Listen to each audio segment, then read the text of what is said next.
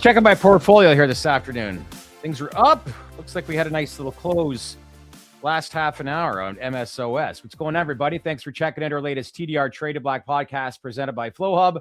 I am your host, Shad Dales. AV going to come on in just a moment. Got a good little podcast here today. Raj Grover, CEO of High Tide, is going to come on. They had a great print last week, and we'll talk more about their latest earnings. Really some growth potential as we see not only in the domestic part of Canada, but obviously overseas, as we saw some press release announcements. So Raj Grover will join us, as well as Pulak Sharma. He is the co-founder and CEO of Kazmira Therapeutics. They actually just launched, they had some news last month.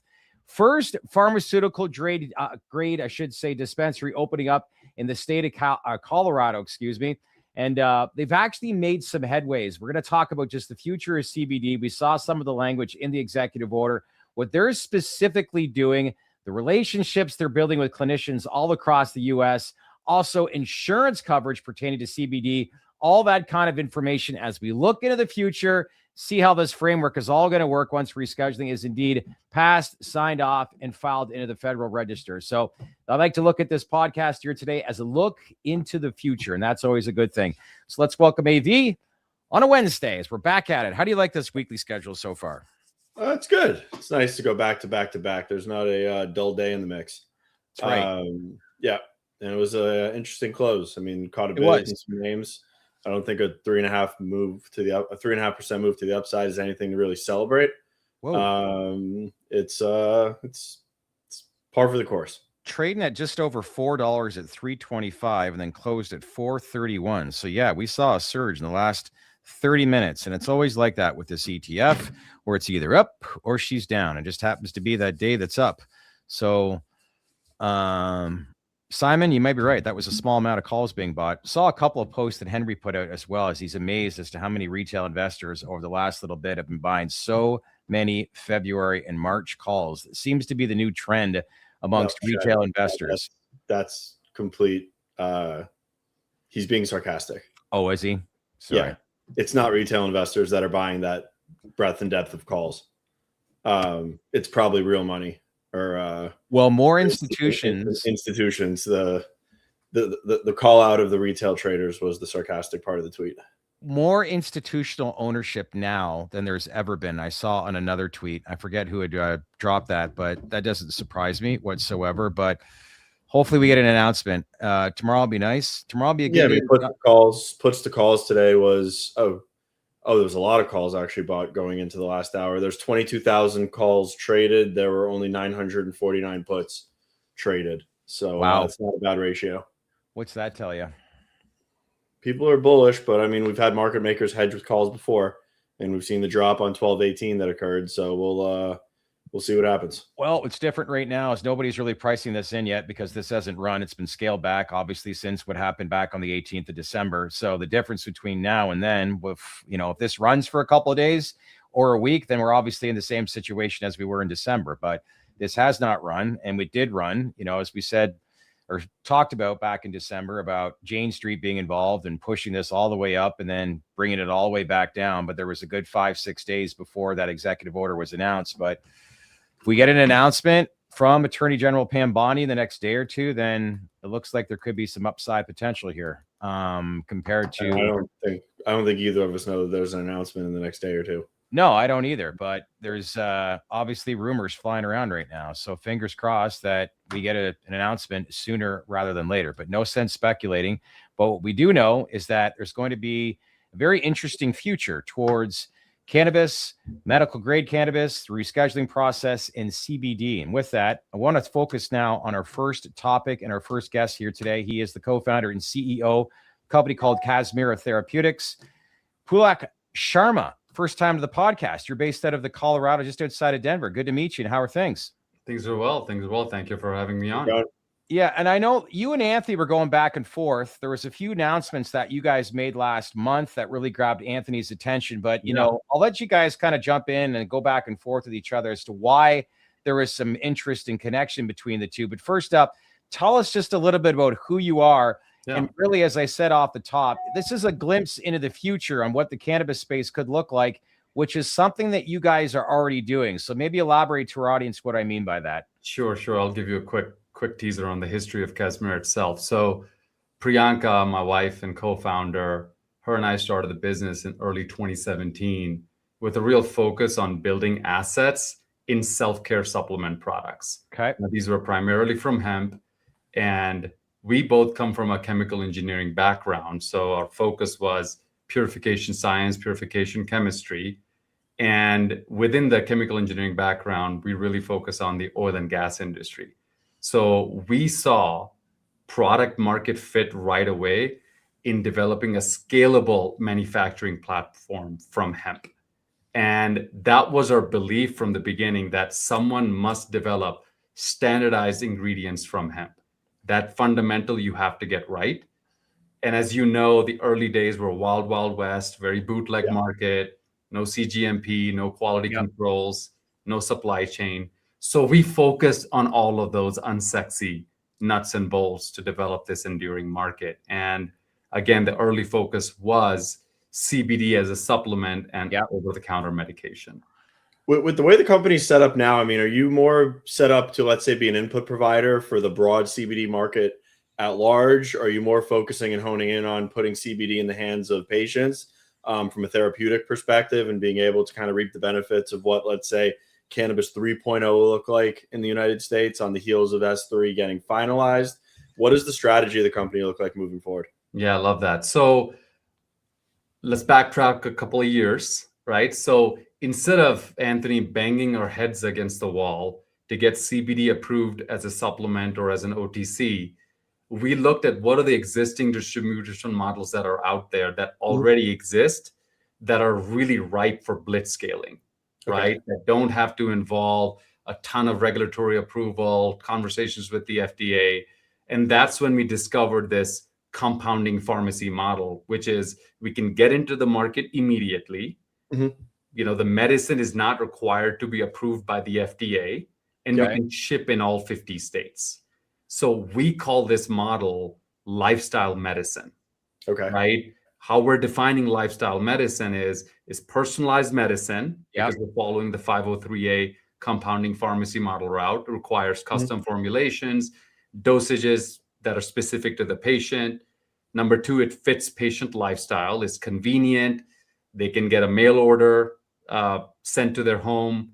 And then, of course, a big part of is that you are also having this conversation with future doctors is doctor prescribed, right?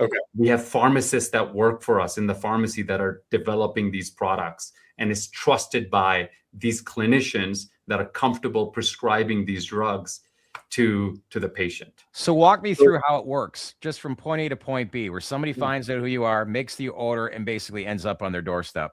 Yeah, sure, of course. So we are also, I mean, I'll get into this more, but we're also launching a telehealth platform. In fact, it went live today as a SEO optimized telehealth platform. But the point is that platform, the telehealth platform, the patient would come in, then they would go through a screening with our nurse practitioner, and then they would be flown in. They would go into the flow with the MD, who would then have a conversation with them to see if they're right for a prescription, a cannabinoid, cannabidiol prescription as a compounded medicine for, conditions that are well understood, like sleep, pain, anxiety, believe it or not, some substance abuse as well. And then we will compound that product to a dosage level that has no THC. It has, therapeutic levels of CBD. That's the whole problem with a lot of CBD products out there today, that they just have way too little CBD. And the THC is kind of all over the place. So we make it to a very specific QC requirement to be able to get it as a prescription and send it over to the patient. So unlike go ahead. Sorry about that. Yeah. I was gonna say, unlike in a dispensary setting, so you're actually screening with a nurse practitioner, then adding in the layer with a physician. They're actually cross-referencing, let's say, what other prescriptions people are taking, how the synergistic effects might coincide with other things from a pharmacological standpoint that they're taking. So this is more of a precise process with putting cannabinoids in the hands of patients.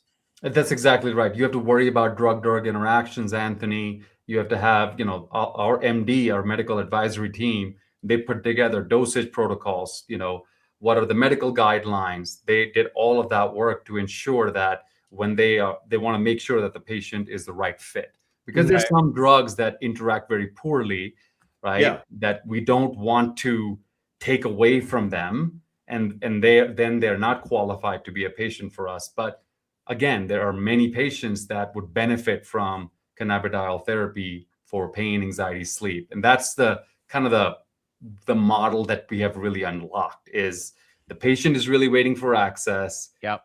I don't have $2.5 billion on a new drug approval process. And more importantly, to run 10 years, with the FDA, like that's not required to be able to get medicine to the people that need it. That's why we call it lifestyle medicine. Okay. So I mean, lifestyle medicine, would you say that it's more so, I don't want to call it a nutraceutical because I think some people have a preconceived notion of nutraceuticals, but you're more so taking the nutraceutical route with the guidance of medicine, with having the MDs involved. Yes, exactly. And the key there is that we have to have the formulations that show therapeutic benefit for the patient. And a lot of the existing studies that we referenced, where patients do find benefit for cannabidiol, it's at very high dosages. Very, very much so. Okay. Right. And that's what we are leveraging, is being able to make it at that quality standard that a doctor is trusting that it's made correctly, that it's going to have therapeutic benefit. And that stamp of approval is key. Does the business model change once full spectrum CBD products potentially come online on the back of the executive order and Schedule 3? And have you looked at or evaluated minor cannabinoids as well, such as CBG, CBN, et cetera, as those have also been known to actually have efficacy in certain therapeutic settings? Right. So I'll answer both your questions. So the first one around, does the business model change? No, it does not, because again, our telehealth platform is clinical, right? So it has to follow doctor guidelines, right? Because supplements have varying levels of CBD and THC, it can create, supplements are not. Yeah, I hear you. Right, not allowed. On the other end of the other minor cannabinoids, that's something that we are looking into, of whether we could introduce them as excipients or as, right, to make sure that they kind of round out the package of the product. But that's something that we're continuously looking at. What we are able to do, though, is introduce other novel products that have not been seen in this market. For example, troches, right? So slow release troches that sit under the tongue and they kind of melt and they help deliver the medicine to the patient. Okay. So walk me through it. I want to get an idea. We're looking at reform that's going to take place in Washington relatively soon. Like, from your vantage point, how is this rollout going to look pertaining to CBD? Do you have any ideas or some of the questions that have been going around right now? I want my viewers to kind of get an idea as to how this works, what's going to be covered through insurance, and then more importantly, how this is planned to get executed for Americans across the country. What's your view? Yeah. So as far as the pilot program, I think we're in talks to see if the compounding pharmacy model will integrate with the pilot program. We just don't know yet because the rules haven't come out. I think that they're saying that end of February, end of March, we should have some ideas. Yeah. But again, the key here is, from what we have read in the executive order, a lot of those products are going to be still supplements and not actual medicine, right? So I think we need to square that circle of, okay, is this going to be a prescription product, or is this still going to be a supplement product that somehow they have to find out whatever the limits of CBD and THC and all those things. So I don't know, to be honest, Shad, but that's a key distinction that needs to be figured out. And I forgot your second question. Sorry. It was more or less just like trying to get an idea of like how this is going to be covered, in your view, through insurance eventually in due time. Because you're probably seeing that now. And like you said, it's still very early stages with this pilot program as to what exactly is going to work and not work and where it's going to be available and those sorts of things. But walk me through on what you see or envisioning as to how this could look, let's say in a year or 2 years from now, and when it comes to a lot of insurance coverage. Yeah, I think a lot of that will be tied to rescheduling. Yeah. As I think you're alluding to. So compounded medicines today are not covered under insurance, right? They're all cash pay, like a lot of other GLP-1 treatments, hormone replacement therapy treatments. But I think if you can make a case through data that, hey, you're able to take a patient off of these other drugs like benzodiazepines or other very interesting drugs that have a lot of side effects, and you can show that essentially cannabinoids can reduce the risk of these drugs, the existing drugs, or dose reduce, that's when I think the conversation gets interesting. And with rescheduling, if you can introduce THC into this model, it will really change how people view this, cannabidiol THC as medicine to be integrated into the insurance path. When you look at doctors and nurse practitioners, how much of you in your own experience have you noticed a change in how they're viewing this space? Yeah, a lot of it is education, for sure, Shad. That's a great question. I appreciate that. I think there is a set of education you have to do because they never learned the endocannabinoid system of course in medical school, right? Yeah. So we have a couple of doctors on our platform that are, again, their whole mission is how do we get the patient comfortable to take this medication, but more importantly, how do we get other doctors to also trust that, hey, this has low reduced side effect, this is not a supplement because it's high dosage, it's standardized, it has no THC. Not to say that THC doesn't have a place, but you have to start somewhere.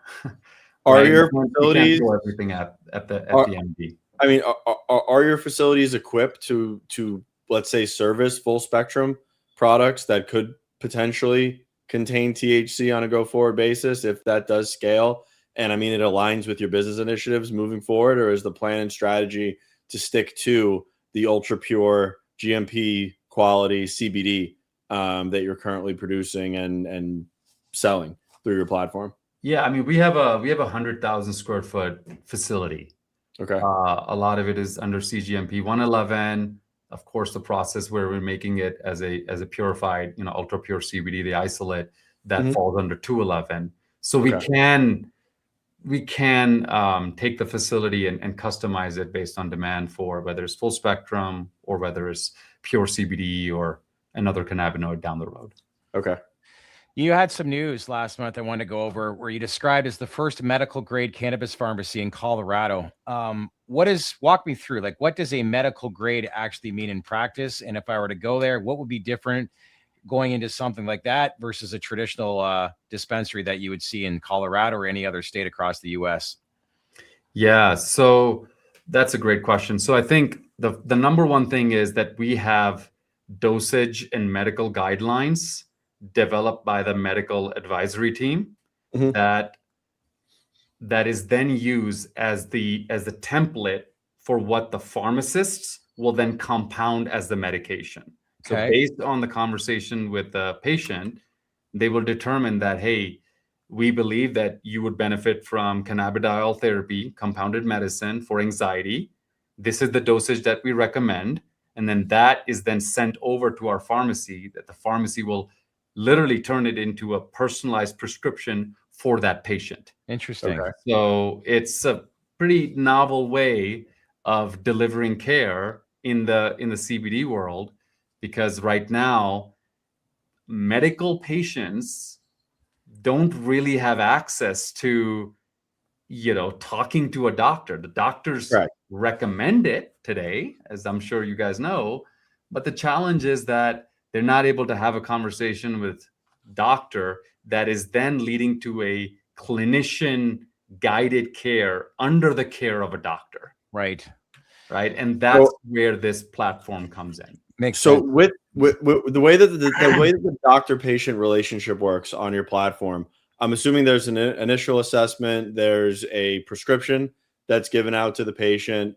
How are the doctors interacting with the patients from like a titration perspective, or tracking how the prescription is how the patient is responding to the prescription? And is there any sort of, let's say, product in your roadmap moving forward with like a data and analytics platform that's actually going to be telling the patient how the CBD or how the substances are interacting with their body from a pharmacological standpoint? Yeah, that's a great question and great insight, Anthony. So the doctors we have developed that roadmap, which is that, we want to check for some markers in your, like in routine blood testing. Yeah. Right. And those are then identified that, hey, you'll be on this prescription medicine for 4 weeks, and then we'll send you, we'll pay for perhaps you going getting a blood test done. And a big one, as I'm sure everybody's well aware, is the LFTs, right? Liver enzymes. So we want to check your liver enzymes and make sure that those haven't elevated. And based on the results that we get back, then the doctors will come in and say, okay, we need to titrate it up or titrate it down. Got it. Yeah, that makes sense. I'm just asking because, I mean, I've got my blood work I do once a month. I've got this Whoop that I track all my medical data. And what I'm doing is I'm essentially effectively tracking how my diet and how my supplements are interacting with my body on a monthly basis. And I mean, this even adds another layer of complexity, as we don't really know from a research perspective how cannabinoids do affect the body. But one knock on CBD has been elevation of liver enzymes and or potential toxicity to the liver, which is mild at best. Right. So I guess to track that is important. I think that's a great point. And I'd like to make that comment that, don't compare CBD to the almighty, compare it to the alternative, right? Yeah. And the alternative is a lot of these other drugs that they're on that have significant side effects, right? So CBD's liver enzyme, while it is a concern and needs to be addressed, is much more of a mild one around liver enzyme. Yeah, that's right. Correct. Here come the comments, and I'm sure there's going to be a lot of questions where you can only answer so much. Is CBD consumption permissible while on SSRIs? Writes somebody. And again, I don't want to sit here and provide anybody medical. That is our MD. That is a question for our MDs. Yeah, exactly. That we do have a screening tool on the telehealth platform that is asking for. We want to make sure that the patient is on certain medications. Yeah. But yeah, that's more of a process flow for our MDs to answer. Makes sense. David Benz writes, isn't THC like the catalyst that makes CBD work? I guess it all depends on who you ask, but I don't know if that's completely accurate. Somebody else wrote, do you ship to, I think it was the state of Texas? Somebody's complaining about tennis elbow. Will this work for chronic tennis elbow? Can they ship to Texas? That was a question. That was, so just to tee off on that question as well. One of my questions was, what are the form factors that you're prescribing to patients? Like, is there like a broad portfolio of delivery methods and applications that they're actually getting the CBD for certain things, or is it one standard dosing method? Yeah, at this point, Anthony, it is an oral solution. Okay. In the form of a tincture. Okay. We're meeting our pharmacist very soon, in which we've actually developed several other formats. One of the formats that looks very promising, that works very well with CBD because it's oil soluble, are troches, right? So we have developed those as well, and we will be launching those as a product solution as well. The gummies, they work, but they have such a tie to the nutraceutical world that we're not sure if that's something that we're looking at yet. Have you evaluated salves for and topicals for pain? Because we are looking at that as well. Correct.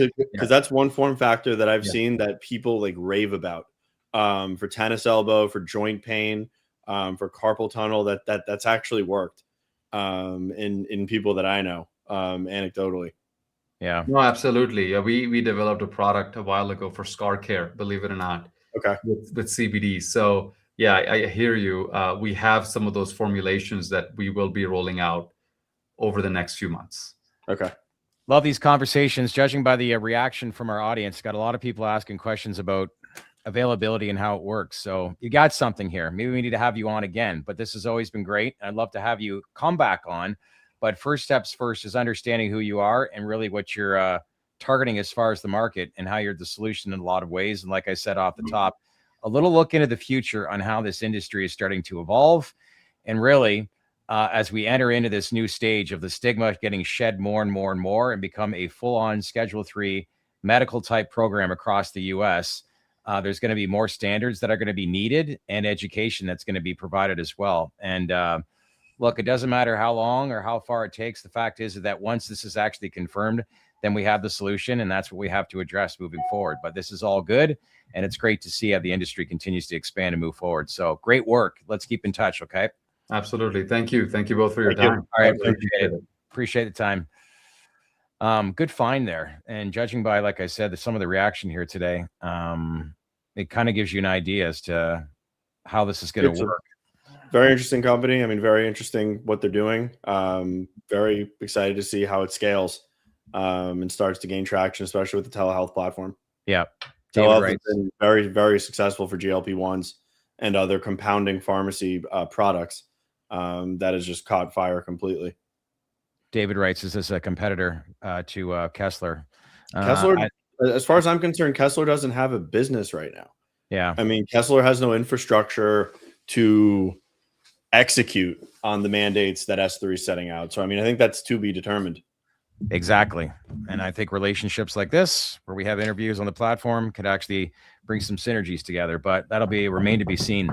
Real quick, want to give a quick update. YOLO, we see them advertising right now off to the side here with their QR code, but right now there's some information I wanted to share where Aurora right now underweight in YOLO compared to the MJ ETF. Right now it's currently with an hour to go, which was actually a little bit earlier. This information I got, it was down 7% for the day. So keep that in mind as well. This is going to segue into our second segment, but High Tide right now is the third largest holding in the ETF YOLO. So again, MSOS gets a lot of attention, but if you're looking for exposure, especially with a lot of the holdings that are already trading on senior exchanges, it's definitely an ETF that you have to pay attention to. So scan that QR code and learn more. Today's Trade to Black is presented by Flowhub as well. With that, it's our second segment. What a week it was for this company. Let's bring back our good friend of the podcast, CEO of High Tide. Big smile, Raj Grover. Life is good for you, my friend. How are you? Very, very good. Especially I saw what you put out, Shad. I don't think I can deliver like that on this interview, but it was High Tide did what?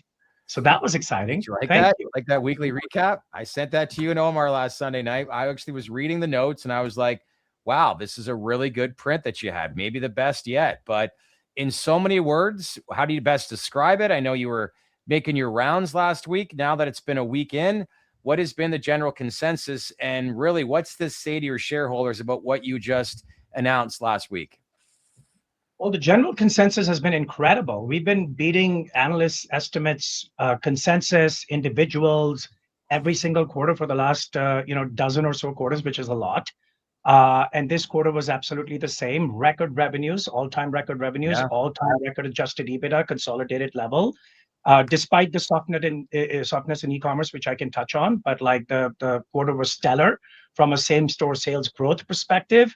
I think this quarter year over year was 5.5%, Shad. Again, eight years of maturity in Canadian cannabis. And we're delivering such numbers. And we put out a small stat. I don't know if you paid attention to it, but our same-store sales are up 151% chain monthly for the last 4 years, while the average operator in the country has declined 14%. So we're absolutely the cream of the crop. We're delivering. Our adjusted EBITDA brick and mortar margin hit a record 9.4%.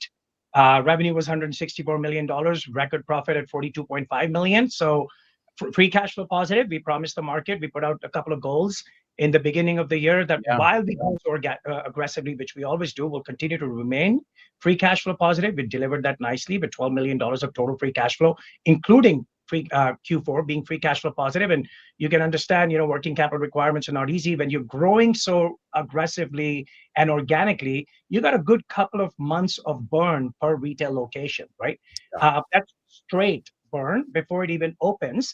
And then when it opens, it takes 10 to 12 months to ramp up to maturity. So we're eating all of this up. This is an EBITDA burn in the short term and the midterm. to be very successful 10 months out of it. So while we're doing all of this, we're still delivering free cash flow. Yep. We're still delivering record revenue. Same store sales is exploding. I couldn't be more happier with this quarter. There was a little bit of noise on impairment and the put option liability that we could talk about, but non-cash charges there. And the put option liability is a very good news story. It's actually Remexian's been valued upwards, and that's the result why we lost $23 million on paper, which really does not affect our operating business. Operating business is very, very strong. How are you driving the same store sales in Canada? It's the numbers are crazy, to be honest, that you're putting up on the retail locations. I mean, there's the strength of them. I get your Canna Cabana emails every day. Is it the fact that you own the consumer and the emphasis has been such put on loyalty from day one to ensure that you're getting sticky consumers, you're connecting with the consumers, and you're constantly driving them into your stores? Absolutely, Anthony, all of the above. I mean, my first bullet that I'd like to talk about is 2.5 million members of the Cabana Club. I always say Canada is a baby country when compared to the United States. And in this country, we have 2.5 million members already. We have, that's growing at 40% year over year in this type of mature innings. We probably go to 4 million members. Our official target was up from 2 to 2.5 to now 3. We know we're going to breach that. We know we're going to exceed that. You add Elite into the mix, which is a very revolutionary concept and very native to High Tide and Canna Cabana only.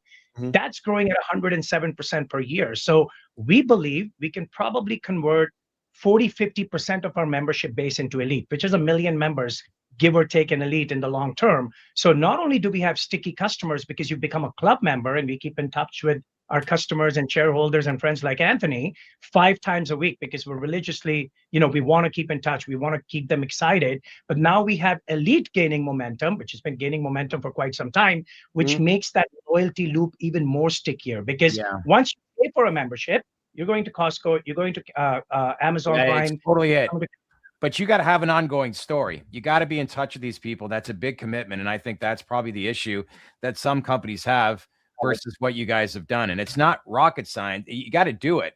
There's one thing, whether it's an idea, but execution are two different things. And like you said, 2.5 million. Do you mind sharing that subscriber base? Because we'd like to build our base too. You're putting out videos. What about High Tide? I think the subscriber base is absolutely growing on your side as well, even if you don't see it like I'm seeing it. But this is exactly it. You said it. The execution never stops, right? This is just like bodybuilding. This is building. This continues to go on. The second you drop the ball, there's somebody else who can pick up that ball. So we better not drop the ball. And you can clearly see that at High Tide, we don't drop the ball. Right? We're not good at everything. We've not been perfect in nature, but we've been pretty close to that, and I'll take it any day. With the emphasis on the Canna Cabana Club as well as the consumer loyalty, how much emphasis is put on your procurement and your buying processes within the stores to make sure that the consumer is getting new and fresh product and that you're retaining the product that's selling at a very high percentage? Huge emphasis. So our inventory and procurement capabilities are all centralized. We don't go store by store level where, I know a couple of chains in the country, one pretty large size where they've given it to store managers to order inventory as they see fit in terms of, the store managers are coming, they're going, they're part of the chain. They're very important to the whole equation. But we really know at a centralized level what's hot, what's not, where the demand curve is, because we see it every day. I track this data on a daily basis, and the team gets together on a weekly basis to review this. So we've kept that all centralized, Anthony, and that's really paying dividends. Because regardless of the province where we operate in, products can differ just a teeny bit depending on what's available in what provinces. But that centralized approach is really helping. On top of that, we have so much data. We're probably the most data-rich cannabis company in Canada, and given our club membership numbers, probably even beyond Canada, because we can take this data and we can introduce some really revolutionary white label products, which we've been doing with Queen of Bud, and it's absolutely just growing exponentially for us. I'm so happy with that purchase. We paid just $1 million for Queen of Bud. We're over $5 million in sales already in 12 months. Next year will be $10-15 million in sales. We're producing another 10 SKUs under Queen of Bud. And while these white label products give me another 7-8% additional gross margin per SKU, this is just the beginning. This is 1.5% or 1.2% to be precise out of the 20% goal that we have for the long term for white label. Operates 41.5 I got the email this afternoon. I was going to say, I got the email this afternoon for the Queen of Bud. I think it's the Valentine's Day products. The Canna Cabana emails hit I get them every day.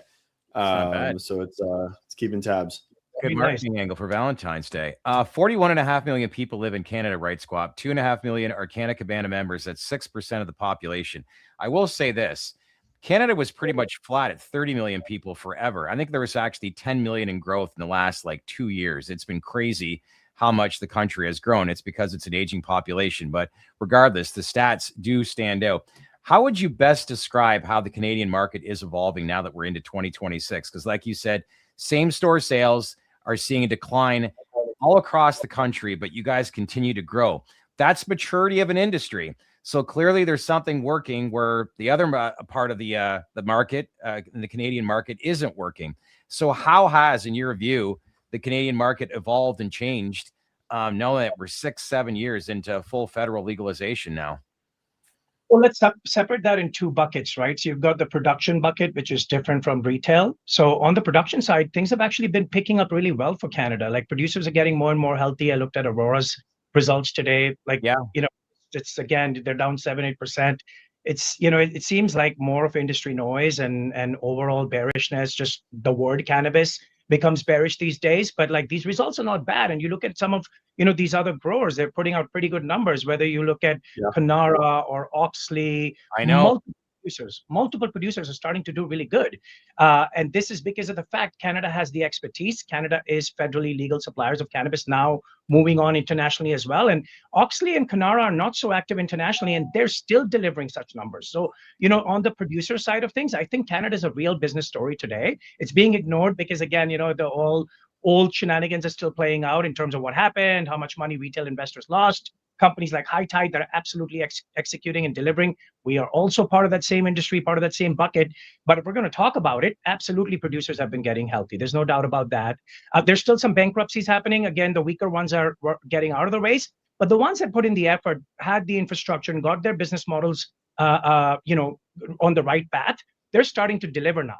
Going to retail, I think we are the fundamental story in Canada on retail. Retail, you can compare our same-store sales with the rest of the industry. I don't care who you're talking about.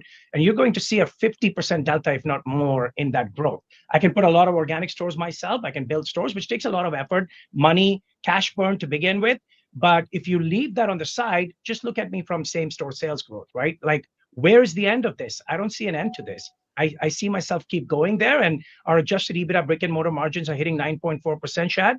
And we just upped the ante on it. And we said long-term, we think we hit 12% now on adjusted EBITDA brick and mortar gross margins. So speaking of the organic stores, you had 27 in 2025 that you brought on, 27 stores organically in 2025 that you brought online. Are you guiding for any specific number, or do you have a target number for 2026 to grow the store count? Yeah, absolutely. So look, 20 to 30 has kind of become our sweet spot, remaining free cash flow positive. Although I will tell you that equation's getting harder and harder given how much working capital requirements. When you're making more sales, you also have to fill up your stores with more inventory. That's just a byproduct, right? So working capital needs are just more and more intense. We're also playing in more and more mature innings of cannabis. So as we build 20 to 30 stores in 2021, it's very different from building 20 to 30 stores in 2024, and then again in 2025, and then again in 2026, which we are about to do. So it gets hard, but we still have been delivering on that upper end of the goal that we put out. I think we do the exact same thing. Maybe we're on the lower end of the goal this time, but I'll be very satisfied if I can, hit that benchmark. But to be honest, this year, I think will be slightly different, Anthony, given that, we've established our brand, we've established ourselves as the number one chain. We're starting to look at blocks aggressively, even if we have to pay slightly more than what our sweet spot was on multiples. We're looking at blocks of all sizes. We're looking at blocks of 40 stores, maybe even larger. Stay tuned. Go ahead. Sorry, I was just going to say, stay tuned. This year should have some M&A. Well, I was going to say, I think you're at 280 and change locations right now in Canada. Is there a certain number to where it reaches a point of saturation within the portfolio to where you're like, that's where we're kind of going to just establish the footprint? Or do you just see it just growing at a certain number year over year until every dispensary in Canada is a Canna Cabana? Because, TDR is my favorite platform, and you asked me this direct question, which I was going to keep to myself. I will tell you, my friend. So our long-term target was 250 stores. We raised that to 300 stores. Then we raised that to 350 stores. And we still mentioned that we will exceed 350 stores, right? So we will definitely get there. I have a clear path of getting there, including all the caps and everything that I need to be worried about. And then we continue to still build upon the momentum from there. I don't think it stops there. But, if I tell you a number that I really have in my mind where things could go, again, I like to under-promise, over-deliver. As we get closer to these milestones, we raise the bar. Sky's the limit. We put a long-term target of 15% market share in Canada. We're already at 12%. We actually hit 13.5%. If you look at it monthly because of BC, but we didn't count that. We didn't announce that. That was just an anomaly that we got the benefit for because our team was on top of things when that, Shad, you remember the government strike that took place in British Columbia? It was extremely detrimental to the BC cannabis retail industry and also the producers. When was that again? When was that again? This was about 4 months ago now, 4 or 5 months ago in October, I believe. Yeah. September, October. Huh. So, but we did very good in that time frame, right? So, and BC will also extend their caps. They will at least double it to 16, if not then double it to 32. Those conversations are ongoing.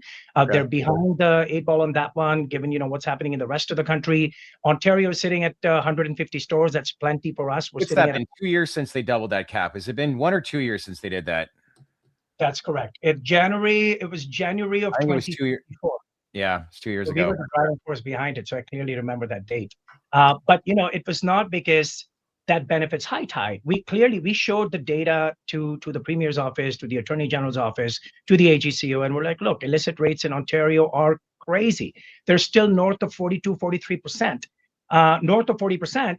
And if you look at Alberta, that's down to 20% now, which is amongst the lowest in the country. You look at Saskatchewan, there's 192 retail stores for just 1 million people, but the illicit rates are some of the lowest in the country. So if you help out with these cap increases, you're increasing legal business. We're the ones paying taxes. We're the ones providing employment, and the illicit market operators are not getting the benefit. So that's happening. There's also big enforcement plans going on against the illicit operators in Ontario. So given all of this momentum, I think Canada could hit about $7 billion in total cannabis sales in the next couple of years. Canada has definitely matured. We've looked at mergers and acquisitions. Canopy bought MTL Cannabis. The results that Kashmira announced last week. We've had Margaret on from Rubicon Organics. There's a lot of maturity right now in the Canadian space, plus a lot of exporting opportunities as to what's happening over in Europe. We saw that firsthand. You do it many times, Raj, with how many times you've been over to Germany. And who knows, maybe you're a company both in the US and Canada once Alberta completely defects from Canada here in the next little bit. You think that's going to happen?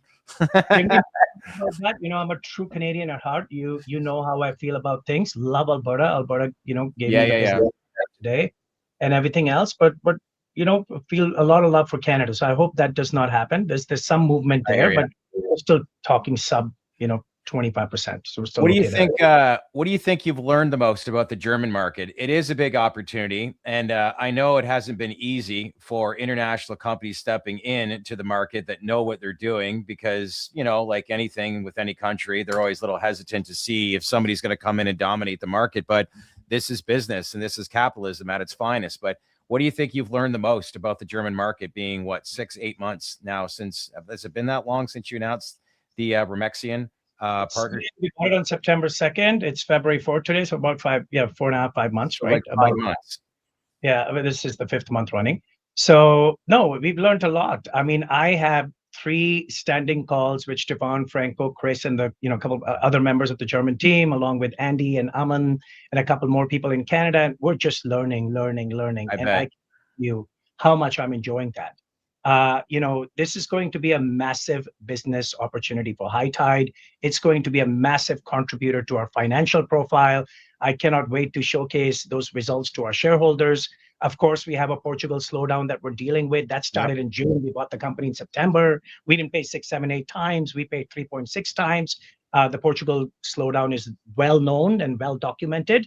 I had 15 tons. I had to make a decision. Am I going to be a little brave and do this deal after not doing the PureCan deal for the right reasons, and then spending another 5 months on Remaxian? Am I going to chicken out on Portugal, or are we going to move forward knowing, okay, there's some risks here, but things are opening up. The whole country's not going to collapse. Our board absolutely looked at all the red flags and things that had to be considered, looked at the multiple that we were paying, and we came to a decision that despite the Portugal operational slowdown and despite the German looming, law change potential that can happen, the deal is still highly attractive and accretive for high tide shareholders. We need an entry point, whether it's PureCan or Remaxian or whoever it was going to be, because what we are bringing to the table, the Remaxian team cannot believe it. So we have already started procuring. I just bought 2 tons of cannabis. Actually, I bought it in December, but it doesn't show up in Germany until March.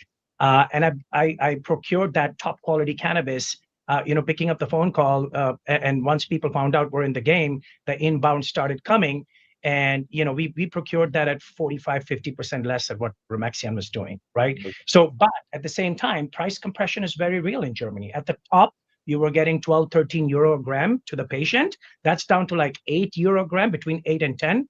My good friend Hirsch put out something on X that I completely, was in agreement with on those numbers. So while that compression is happening and it's depressing a lot of other players, and a lot of the smaller players are going to face the music, including some of the large players, we're an independent agent in Canada. We're not like a Curaleaf that has one facility. God bless them, they're doing great.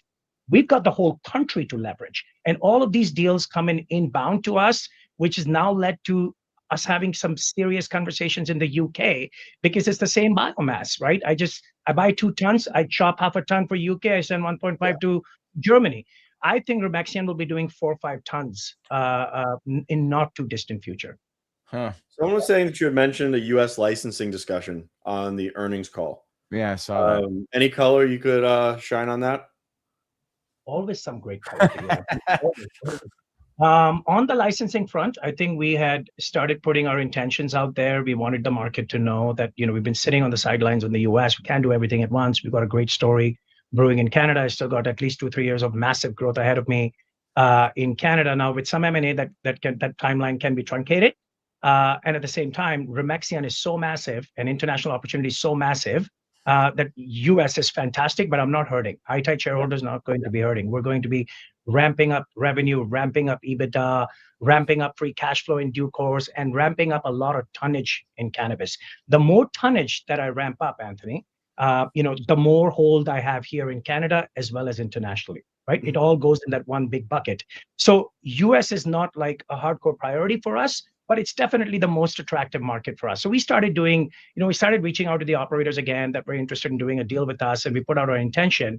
But without going too much into detail, we got significant inbound interest from some of the largest US operators that you all know. And they said, Raj, we've been following your story very closely for quite some time. We know you want to come to the US with Cabana Club. We know you're in Remaxian in Germany, and you've got federally licensed producers backing you up in Canada. And we also want to play internationally. We also we love what you're doing in terms of your loyalty model. What can we do together? So those conversations are happening. They're on the table. On top of these, there are many smaller operators, Anthony, that we're also speaking with. So things are looking brighter and brighter on that side. But I can almost say that, I don't mind slow playing that a little bit with how much I have going on my plate. But they're very exciting conversations. I can tell you that. Gotta love the international market. Who doesn't like to go to Germany in June either, huh? Man, that was my first time to Berlin. Wasn't that a blast last year? It was a blast, but I need to take a break. And luckily I haven't had to go there in the last couple of months. And hopefully maybe another month or so I can get, because now it's like Andy comes back, Aman goes, Aman comes back, I go. We have this thing going now. The Remaxian team is coming here a lot. So we've got a great thing going. But all that travel, Shad, the more I sit in the office and I focus, I find myself executing a lot more than the travel is never ending otherwise. Well, you got to do that sometimes. How many times did you cross the pond last year? How many times did I make it to Germany? Yeah. It was total 3 times or 4 times, maybe 4 times. Were you in Europe for anything else outside of that in Germany, or is it just? I presented in London at a conference, the Talman House conference. But there was a lot of German players there as well. That's an important one to do. I've learned that. So ICBC will always be there. I'm presenting again. Omar is there as well. He's presenting again. In-house conference in June will be there. Mary J in Berlin in June will be there. And of course, a couple visits for Remexian. I got to go see my family, Remexian family. Well, tell Omar we say hi, and more importantly, keep up the great work. Got a lot of people that love his, have some comments here. Feel free to ask any questions as well. We'll make sure to reach out to Raj even afterwards, and we'll get back to you. But all in all, great to see the growth and the amount of stores, same still store revenue that continues to grow. And it's a good story because, yeah, like Canada started out of the gate maybe a little too fast. Of course it did. But now you're starting to see the maturity of a market. And as much as we sit here and we keep talking about federal legalization happened yesterday, it actually hasn't. It's almost been 10 years. And where does time go? But with that, times change and so does the market. And what's being consistent with you is just positive growth. And that's what's key. And it's good to see. But more importantly, thanks again, Raj, for logging on here today. Okay. Thank you so much, my friends. Thanks, All right. Raj. Thanks, Raj. Appreciate it. Good story, isn't it? Yeah, very, very good story. Yeah, But everybody's finding it's more and more compelling as time goes on. Yep. And you got to stay focused, don't you? He's focused. He's very focused on Canada. And I mean, that's a hell of a footprint that is working. When you're focused, like, do you use any focus tools at all? Caffeine. I do. Well, with me, it's a little bit different. I don't smoke, I don't vape, and I don't want anything in my lungs. What I do use sometimes is nicotine as a focus tool, and that's why I like Free.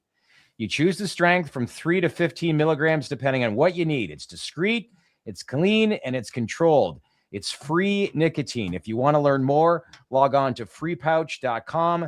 That's FRE pouch.com. And as I'm saying the other day, there's been some stats. You got to use it responsibly.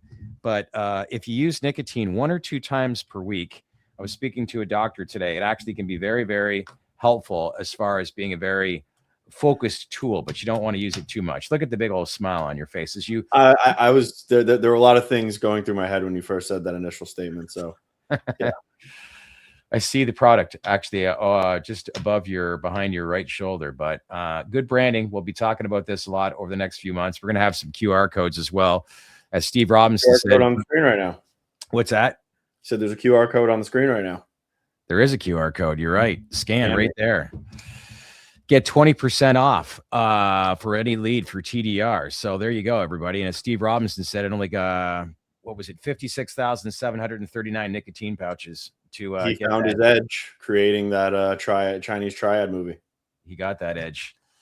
That's for sure. And I don't know, again, High Crimes, Chinese Mafia.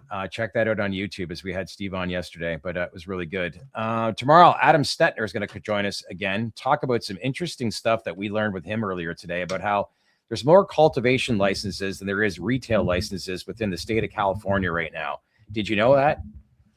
I did. So it's going to be an interesting conversation around market structure and how market structure in several markets, not only California, isn't really dictating or setting up the operators for success. Yeah. So we're going to talk a little bit about that. And then as well, Trent Wolovec. Haven't seen him since pre-Christmas, but he'll be coming on. He is on tomorrow. Didn't know that. I played golf with Trent 2 weeks ago. How was that? Good. Played Trump Doral. Nice course. Yeah. Good What's course. The one in Vegas again? What's the one in Vegas again? I was looking at it online. Something Creek. There's Shadow Creek. And then there's the Wynn on the Strip. Man, Shadow Creek is where you want to play, but it's $1,200 a round. I saw a par 3 course and I was like, wow. Or par 3 hole, I should say. And wow, $1,200 doesn't surprise me. It's a beautiful course. No. And you have to stay at an MGM resort. Oh, you do? Yeah. So MGM resort, you'd have to stay at what hotels are MGM? Where we usually stay. Cosmo. Yeah, makes sense. That's right. Cosmo is an MGM. Not a cheap place though. Holy cow. Doesn't matter what time of year you're booking. I mean, certain kind of clientele is spending $1,200 a round on golf. So you got to figure the hotel rooms aren't going to be very cheap. As usual, Traded Black is presented by Flowhub, the retail platform behind the best dispensaries in America. Flowhub powers some of the largest and most sophisticated operators in cannabis. So if you're serious about scaling retail the right way, you want to book a demo by visiting flowhub.com. Request a demo right now. Mr. Kyle Sherman will hook you all up. He'll be actually back on next week, every Oh, Wednesday. there's Brian. Brian's telling me some good stuff. Happy Hemp Day, gentlemen. Happy Hemp Day. Oh, that makes sense. I know. Let's get that stuff banned. Yeah. Fred Gans, yes, the win is phenomenal. Encore's phenomenal. You know, those hotels have been around, I don't know, 10, 15 years. They're still, location-wise, the Cosmo is in a great location. Yeah. Right? Yeah. And Gary, the Seahawks are going to beat the pants off of the Patriots in the Super Bowl. I got a little parlay I think I'm going to put some money on. I'm going to bet the under 50.5 points. What do you mean no? Nah. It's Seattle versus New I England. think Seattle puts up like 40 something. You do? Yeah. New England's got a good defense. So I think the final score is 27-10. Okay. It's the Shad Dale's guarantee. That is the Shaddales guarantee. As well, stay focused with Free Pouch. FreePouch.com. If you like nicotine, but use it responsibly, visit Free Pouch. FREPouch.com. Okay, that wraps things up. We're back again here for our fourth and final live stream tomorrow. Trent Woloveck as well. And Adam Stetner from Fun Canna to talk about some interesting things. Oh, the JP Mem writes 34-17 Seattle. 34-17 Seattle. 51 hits the over. It's good. In Jigba, I think I've got him for 4 receptions, which I think he should have easily. Yeah. 40 plus yards for Kenneth Walker easily. Under 50. Under There's no 50. way that's the actual bet. How much are you teasing that down? No, there's different like bets that you can put props. Like you can do 50, 60, 70, 80, whatever. So I'm just going with some safe stuff. And then I bet the 50.5 under. Yeah, the odds on 40 rush yards is probably minus 300. But $500 bet pays like $2,000. So I'm like, I'm gonna try and see if that one wins. All right, everybody. Again, good job today. Good little find with Pulak. It was a very good angle and some of the stuff that he was sharing as far as what we can look at as far as the future. And as usual, Raj continues to deliver. Everybody, enjoy the rest of your afternoon. We'll see you back here tomorrow again for our final live stream of the week, Thursday, 4:00 p.m. Eastern Time. Traded Black podcast presented by Flowhub and Long Water. Take care, everyone. And free pouches. And free pouches.